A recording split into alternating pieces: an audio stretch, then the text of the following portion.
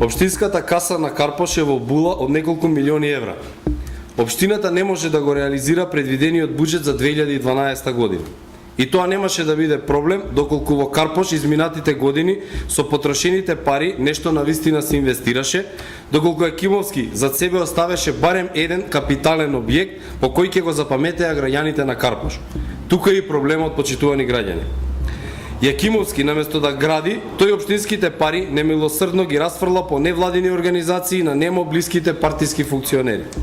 Го гледаме сега уплашен од фактот дека граѓаните ќе го казнат неговото недомакинско однесување и фактот дека цел мандат не направил ништо, па сега најавува изградба на нови плоштади, паркови, паркинзи и што ли уште не, и тоа го прави на залезот на неговата градоначалничка и политичка кариера.